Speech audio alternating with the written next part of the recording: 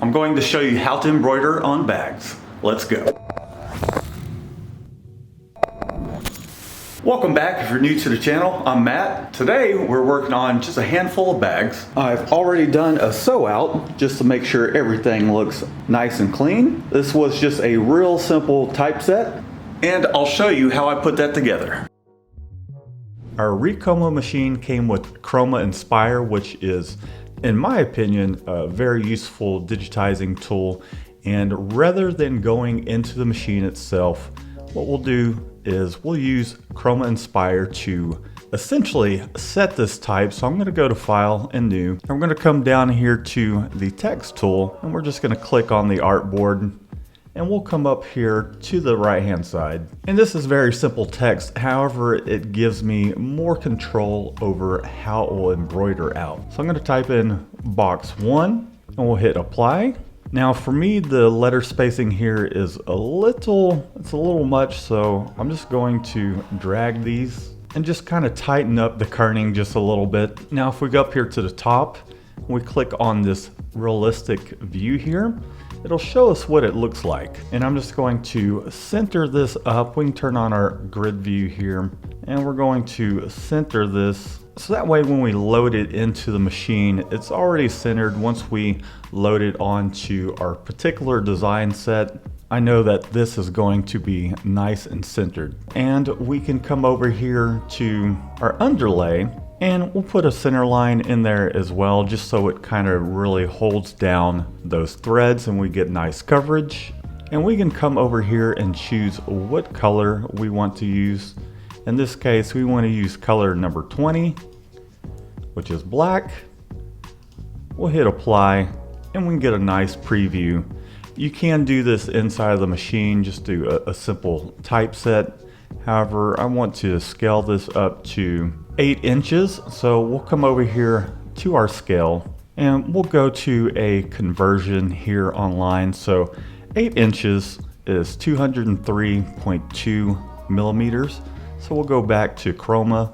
We'll type in 203.2 and we'll hit apply. And if we look over here, we can see how many stitches it's going to be. One last thing we can do is we can clean up all these colors because we don't necessarily need it. So we'll hit this minus sign. We'll save this file. And we want to keep our RDE extension just in case we need to come back to it. So we'll call this box 1. And then we'll go to File, Save As, and we'll give it a DST extension. And that is what the embroidery machine is going to essentially read to do our embroidery. So I've tossed my DST files onto our thumb drive. So all we have to do is go to our thumb drive right here. We'll find our files, in which here they are. And then we'll hit transfer to the machine. We'll hit OK. Then we'll go back to our machine and we'll find our file that we're going to work with. In this case is box 1. So we'll hit OK. We're going to assign it a color, in this case number 14. We'll hit OK. Now we'll go to our design set, and for our design set we're just using E. We'll hit OK. The machine will center itself based off of that hoop. And you can tell right here which hoop it is by the numbers just kind of casted into the hoop. Like our new setup here. Look at that. So we should be all good to go. We'll go ahead and lock it. Hit OK. Now let's go ahead and we'll hoop a bag. All right, let's start out with one of our bags. And we'll check our proof here because we do have 2 different styles of bags here. So we need the design that has more purple in it. So we'll take one of these here. Got a roll of stabilizer here. We're going to cut it just a little bit shorter than the inside width of this bag. We just want enough to be able to hoop and for a design to stitch into. That should work just fine. I'm going to open this up quite a bit because we do have to hoop around these handles here. So we'll toss this on top of our bottom hoop. Going to slide it inside the bag. There we go. And I'm just going to use my fingers to kind of center it up. And we'll use the top hoop just to kind of not only hoop this thing, but it does have these lines inside the hoop, which will also help me center the graphic on this bag. Normally we would load this in facing towards the machine, but we're gonna have to load this onto the machine with the arm coming in through here. We'll be sure that tab's facing that way. And we'll use our little marks just to kind of center this thing up. And we'll just shove the bottom hoop over until we're happy with it. And we'll just press it on in. And what I like to do is come around to the back side and push that hoop up, make sure it's nice and secure. And that's snug enough.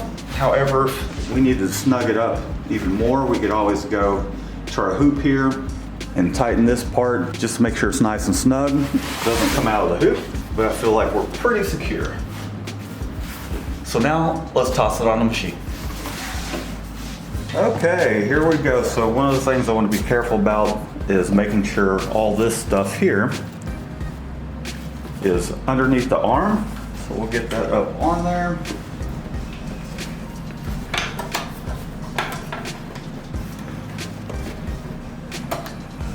And we'll slide it in, make sure it locks in. There we go. And we'll get this hoop out the way. So now we're going to go ahead and lock this. We'll hit OK here. Just double check everything. And we'll do a trace just to kind of see how this thing, how centered we got.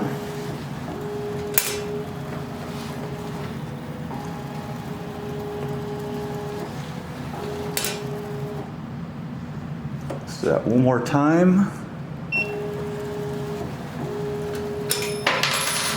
Sorry, there goes one of my tools falling.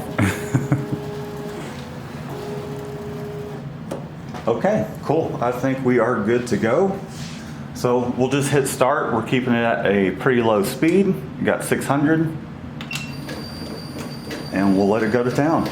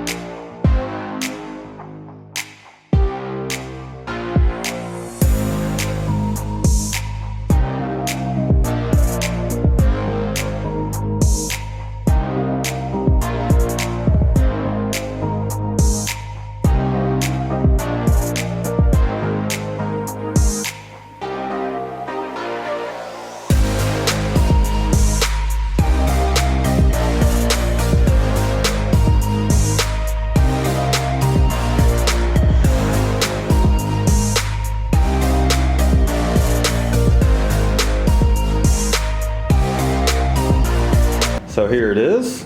Came out nice and clean. It's gonna need minimal cleanup. So let's go ahead and we'll get our hoop off. And we just need to trim this up.